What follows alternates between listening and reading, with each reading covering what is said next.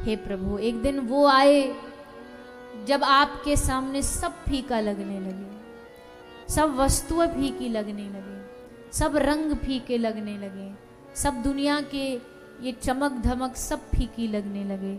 बस आँखों में आप बसे हो, नैनों में आपका ये रूप बसा हो, जिह्वा पर आपका नाम बसा हो, कानों में बस आपकी चर्चा, इसके अलावा कुछ न सुहाए। बात करें तो तुम्हारी, सुने तो तुम्हारे बारे में, देखें तो तुमको, बोलें तो तुमसे, चलें तो तुम्हारे उस धाम में जाने का मन करे, हाथ तुम्हारी सेवा करें। वो दिन, वो क्षण जीवन का सबसे धन्य क्षण होगा जब हमारा जीवन, हमारी हर इंद्रियां आपकी सेवा में लग जाएंगी। और हम जानते हैं प्रभु, ये आपकी कृपा के बिना संभव नहीं है। बिना आपकी कृपा के मन आप में लग ही नहीं सकता। कौन कौन किसकी सामर्थ्य है इस मन को आप में लगा पाए आपकी कृपा के बगैर। अब आप कहोगे कि कृपा के लिए ऐसा काम तूने क्या किया है जो तुझ पर कृपा करूं। तो प्रभु, मैं जानता हूं कि बड़ा अधम हूं, बड़ा अज्ञानी हूं, पापों से भरा हुआ हूं, हृदय छल कपट से, दंभ से भरा हुआ है।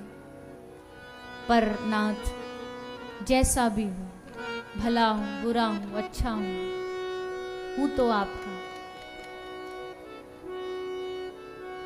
आपका आज से नहीं हूं, जन्मों जन्मों से हूं। कितने कितने जन्म आपके बगैर बीते हैं,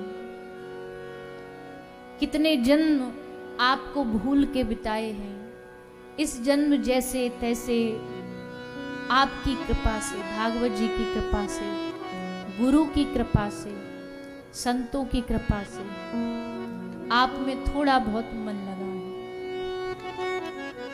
लेकिन अब इस मन को अपने से दूर न करना।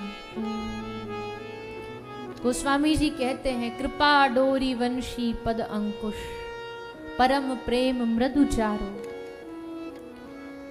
गोस्वामी जी कहते हैं कि प्रभु जैसे एक मछली पकड़ने वाला जाल डालता है, दाना चारा कांटे में फंसा करके डालता है, वैसे हे दीन बंधु, हमारे मन रूपी मछली जो यहाँ से वहाँ भागती रहती है, इस पर अपनी कृपा की डोरी बना लीजिए। पद अंकुश, अपने चरणों का अंकुश कांटा बना लीजिए और खींच लीजिए इस मन को अपनी ओर।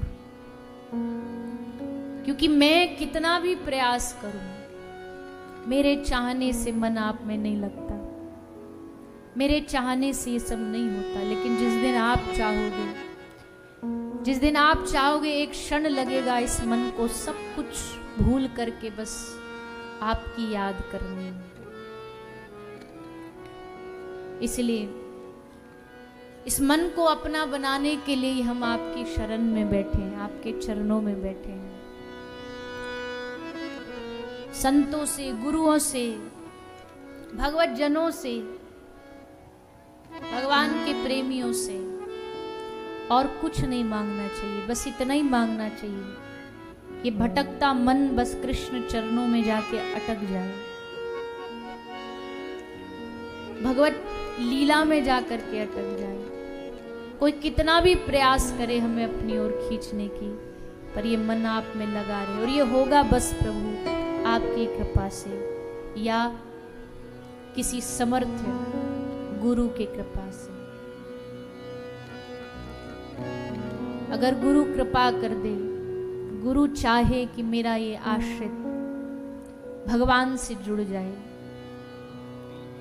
चाहे कितना भी वो बुरा हो, पर अगर गुरु ने एक बार जाकर के भगवान के द्वार में अगर सिफारिश लगा दी कि प्रभु ये मेरा जन है, ये मेरा है, तो भगवान कभी भी उस भक्त को द्वार से वापस नहीं भेजते।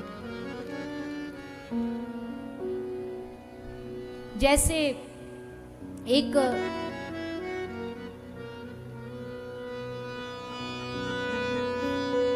एक घर कितना भी टूटा फूटा हो, एक घर में लाख कमियां हो, लेकिन उस घर को जो बेचने वाला होता है ना, वो खरीदार के पास जाकर के घर की इतनी बड़ाई करता है, इतनी प्रशंसा करता है। ये खरीदार बिना उस घर को लिए उसका मन मानता नहीं, अच्छा इतनी सारी अच्छाई है इस घर में, तो उसका मन ललचा जाता है उसको घर को पाने के लिए। वैसे ही शिष्य भले कितना भी मक्कार हो, कितना भी निकृष्ट हो, लेकिन गुरु क्या करता है? गुरु जब भगवान के सामने जाता है तो अपने शिष्य की बड़ी प्रशंसा करता है। प्रभु बड़ा अच्छा है, प्रभु आपको बहुत याद करता है, प्रभु आपका बड़ा प्रेमी है। इतनी बड़ाई, इतनी प्रशंसा करेगा कि भगवान का भी मन ललचा जाता है। भगवान को लगता है हाँ, ऐसा भक्त तो हमारे पास होना चाहिए। क्या कर रहा है ये धरती पे? लाओ इसको हमारे पास, भेजो हमारी शरण में, भेजो हमारे चरणों में। और बस गुरु जोड़ देता है गांठ। दुनिया में जैसे होता है ना, बहन होती है, वो गांठ बांधती है, गठजोड़ करती है, इसका मतलब अब ये रिश्ता पक्का हो गया। गुरु का काम भी एक शिष्य का भगवान से गठबंधन कराना, गठजोड़ कराना। इसलिए मैं बार बार निवेदन करती हूँ कथा में कि गुरु की महिमा को समझो, गुरु की बातों को समझो, गुरु के महत्व को समझो। क्योंकि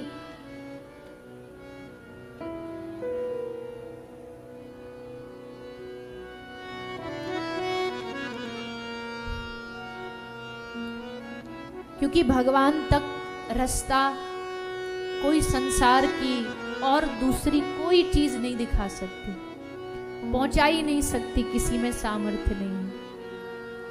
लेकिन जैसे कोई एक व्यक्ति कुएं में गिर गया हो तो ऊपर खड़ा व्यक्ति रस्सी डाल करके उसे बाहर निकालता है, वैसे ही जब कोई व्यक्ति संसार में इस कुएं में गिरा पड़ा हो अंधकार में,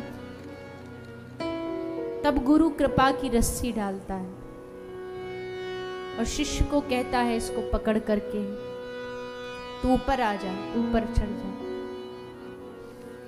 और बस उस रस्सी को पकड़ करके शिष्य ऊपर आता मतलब भगवान तक पहुंचता है। इसलिए गुरु शक्ति जो होती है उसको कम नहीं समझना चाहिए। गुरु है जीवन में, उनके महत्व को समझो, उनकी बात को समझो, उन्होंने जो दिया है नाम, उस नाम की महिमा को समझो। कोई गुरु आपसे रुपया पैसा कपड़ा नहीं मांगता, और अगर मांगता होगा तो कहीं उसके मन में खोट है। सच्चा गुरु आपसे पैसा नहीं मांगेगा, सच्चा गुरु आपसे कोई कपड़ा नहीं मांगेगा, वो बस इतना मांगेगा कि बेटा मैंने जो तुझे भगवान का नाम दिया है, मैंने जो तुझे भगवान का रास्ता पकड़ाया है, उस नाम को पकड़ के आगे बढ़। और जिस दिन हमने गुरु की इस आज्ञा को मान लिया,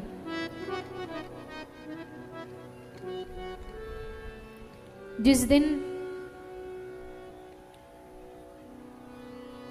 गुरु के संबंध को समझ लिया,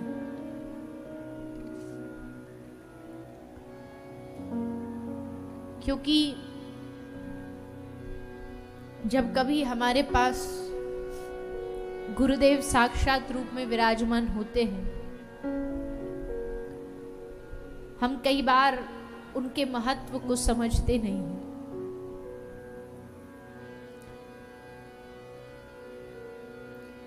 लेकिन जब शास्त्र आज्ञा करता है कि जब तुम भगवान के पास जाओगे तो सबसे पहले तुम्हारा परिचय पूछा जाएगा कि कौन हो तुम, किस गुरु के आश्रित हो तुम।